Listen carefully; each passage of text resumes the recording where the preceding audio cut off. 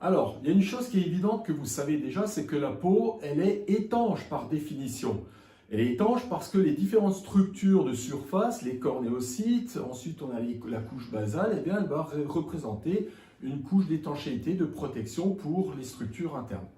Maintenant, pourquoi je préconise systématiquement, avant le micro-needling, de pratiquer du peeling et de la dermabrasion? C'est parce que la peau étant étanche, si je fais une piqûre au micro-needling, donc c'est des micro-piqûres bien entendu, si je fais une micro-piqûre en micro-needling, la pénétration de l'aiguille risque d'embarquer des cellules de surface, des cornéocytes, des cellules mortes, risque de les embarquer en profondeur et de créer des réactions inflammatoires immunitaires.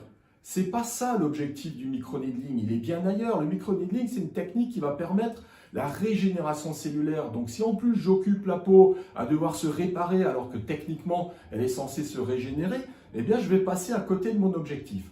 Quelle est mon idée? Mon idée, c'est de commencer avec des peelings assez légers. Nous, on travaille toujours avec du 10% au départ, première séance. Ce peeling-là va permettre de ramollir les céramides. Les céramides, vous savez, c'est cette colle qui est intercellulaire, qui tient les cellules entre elles. Eh bien, on va la ramollir. Alors, je vais vous faire un parallèle. Si je veux enlever de la tapisserie au mur, je vais passer un produit, ça représente mon peeling, qui va décoller un petit peu la colle, qui va la ramollir cette colle. Somme toute, si derrière je ne passe pas une spatule, là je suis dans la dermabrasion, si je ne passe pas une spatule, eh bien ma tapisserie ne va pas s'enlever.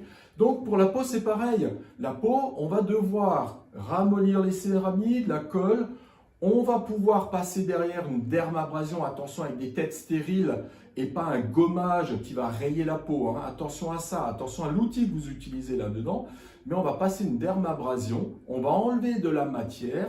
Ensuite, on va être sur un terrain, attention fragile, on va le protéger, attention au pH, attention aux agents antibactériens et antiviraux, antifongiques. Donc tout ça, c'est la cosméceutique qu'on va rajouter, mais on va pouvoir travailler en micro-needling en travaillant sur une surface propre, saine, et là, on va lancer de la régénération et pas une réaction immunitaire à laquelle je tiens.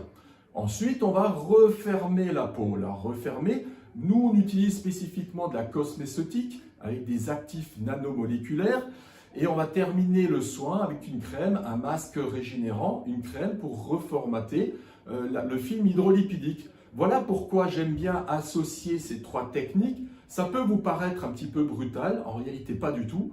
On a peeling, dermabrasion, micro-needling, mais on travaille doucement, progressivement sur la peau pour l'emmener vers une régénération globale en travaillant bien entendu les rides, la peau sèche, la peau grasse, l'acné, les petites varicosités. Voilà, c'est l'objectif, c'est la régénération encore une fois et pas la réaction immunitaire contre des agents infectieux externes. Voilà pourquoi j'aime bien l'association de ces trois techniques.